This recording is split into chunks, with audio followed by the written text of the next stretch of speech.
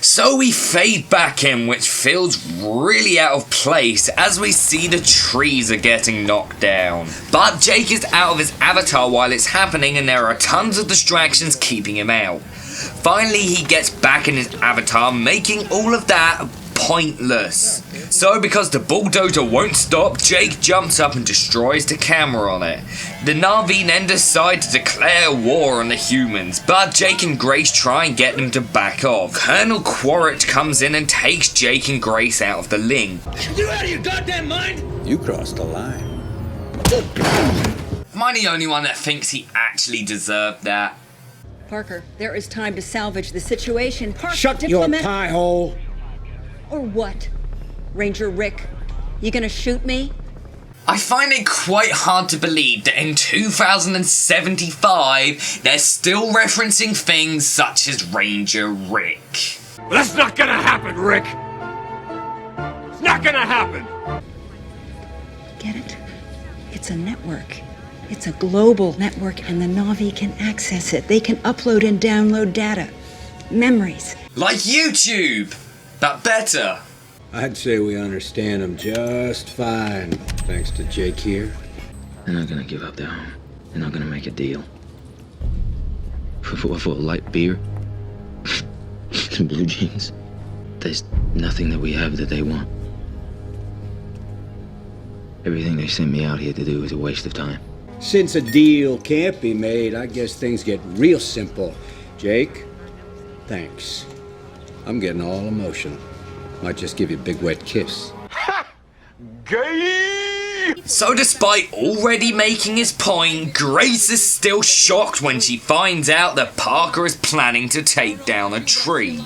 Parker gives Jake 1 hour to evacuate the Na'vi tribe. Knowing this film, it'll probably be in real time. Everything changed. Okay, I fell in love. I fell in love with the forest. And with the Kaya people. With you. With you. I trusted you. Trust me now, please. You're a pig. You will never be one of the people. Try to stop. Terry, please. Please. Jesus, she needs to calm down. We then see the military shoot at the tribe, which in all honesty is one of the best parts of the film. Not because I'm glad they die, but because it's really exciting, tense and well shot. There is one big problem with it though. If Colonel Quaritch wanted to knock them all out, why didn't he fly from a higher altitude and take out the flying creatures and the people in the tree?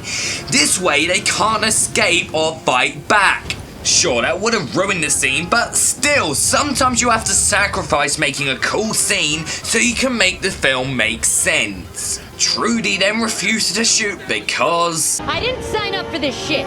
Yes, you did! How did you not sign up for that shit? Did you just expect there were gonna be peaceful negotiations over tea and biscuits? And also, how come she never gets in trouble at all? She literally disobeys orders and doesn't get in trouble for it. Jake and Grace get thrown into a prison cell, but Trudy just gets let off. She doesn't even get shouted at or anything. It's like she did nothing at all. So the tree, of course, is completely destroyed. And then they do the stupidest thing possible and run away literally in the direction of the falling tree. What is this, Prometheus? A lot of the tribe end up being killed by this. I'm surprised they've actually managed to survive anything so far.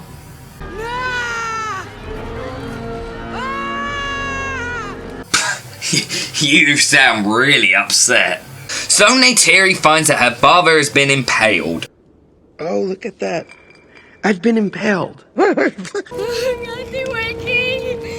Did she really just say wakey wakey? He's dead, not asleep. Just looks like he's got a bit of jam on his face from breakfast. So Jake and Grace are taken out of the Avatar and put in prison along with Norm.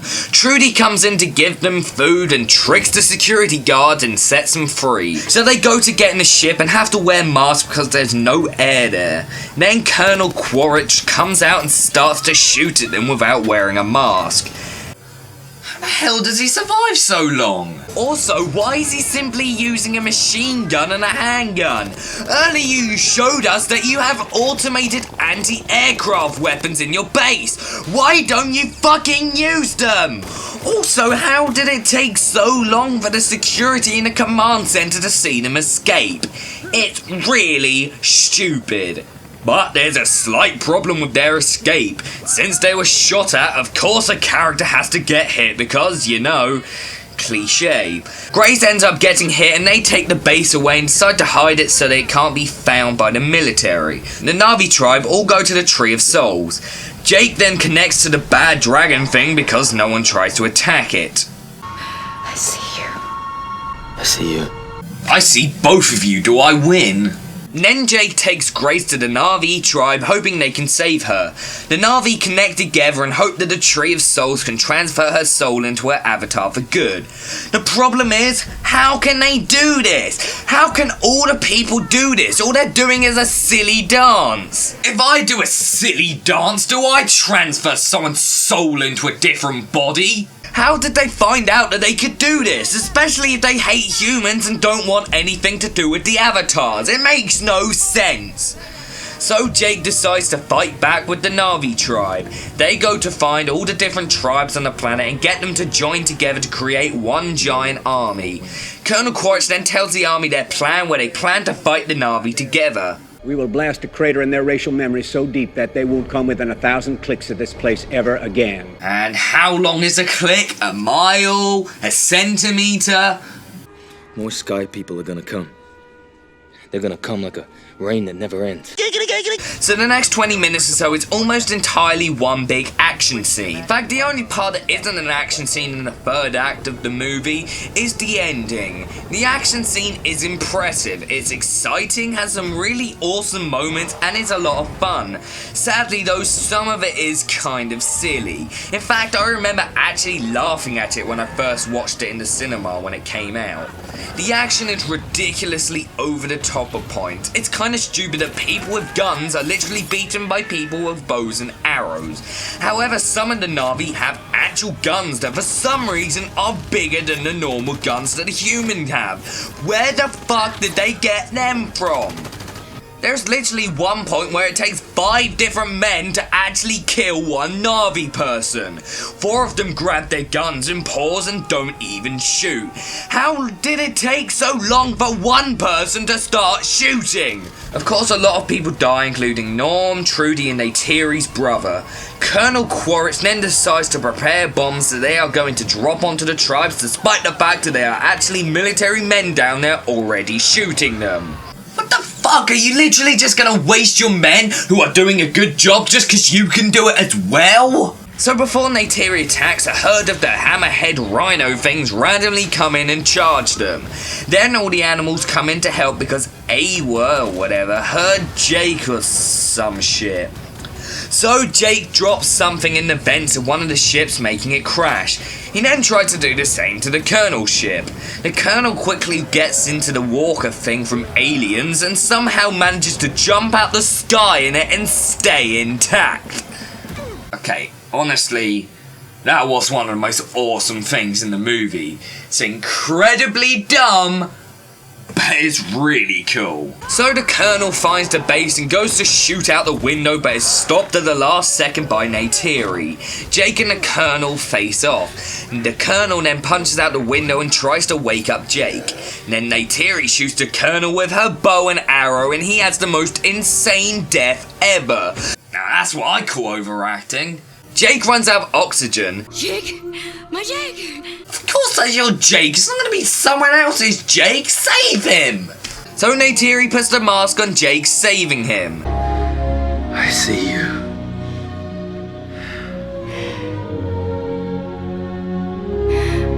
see you.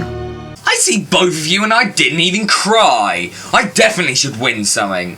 So the humans are then sent home, except for a few. Why did they stay? I have no idea. Why would they literally betray their entire race just to stay on Pandora as humans? It's not like they're going to be able to switch into avatars because they don't have any avatars. And what about when they run out of oxygen? They didn't think that one through, did they? So then Jake records one last video log. Why? Well, because they need an ending narration. So of course the Na'vi have a ceremony during which Jake switches his soul into his avatar's body.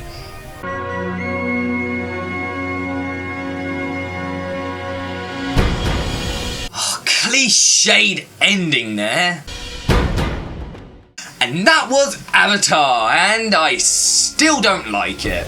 The visuals, although they don't hold up as well as I thought they would, are still pretty good. The backdrops are literally incredible. It's only the creatures that look kind of tacky. The story is really bad and been done multiple times in much better films. Dances with Wolves, Last Samurai, Fern Gully, Pocahontas, they're all films with this same plot that are done better than Avatar. Fern Gully maybe not so much, but still the others are better. The story, plot and script are really cliched. The dialogue is annoying, the characters are terrible and have no personality, and the acting, as I said earlier, is not very good. Is this one of the worst movies I've ever seen? Definitely not, but it still really annoys me. Parts are phenomenal and other parts are terrible. Seeing the film in the cinema in 3D is definitely an experience. It's absolutely amazing on a massive screen in 3D. However, a film has to work not just in the cinema but at home as well. The film is almost entirely visual, which doesn't work. Some directors can really balance the amount of visual parts with the story and characters and everything. Stanley Kubrick, for example, used to have scripts that were actually quite short and extend them out to a 2-hour movie, but he managed to make the film say a lot with his visuals, he made the story really good, and he also gave us fantastic characters. James Cameron just wanted a pretty film with good action, and in the end that doesn't always work. There are 3 sequels in the works, and James Cameron has said that he's only going to ever direct sequels to Avatar, which is fucking stupid. You're really going to direct sequels to a film that wasn't really that good to begin with? Hopefully Avatar 2 will bomb and they will cancel the sequels and James Cameron will do something good, like return to the Alien and Terminator series. Avatar is an incredibly flawed movie with few good moments. It's 10 times better than Titanic, but still, it's not very good. Right, that's the end of that. The 1 year special. It's probably going to be the longest review I've ever done. Right, next week we're going back to Twilight for the last 2 movies. And then after that, I don't know, I think I've got a couple themed months I'm going to do. So I guess that's it for this episode. Thanks for watching Hollywood Beatdown for the past year. And here's to another year. I'll see you next week. There is unrest in the forest. There is trouble with the trees. For the maples want more sunlight and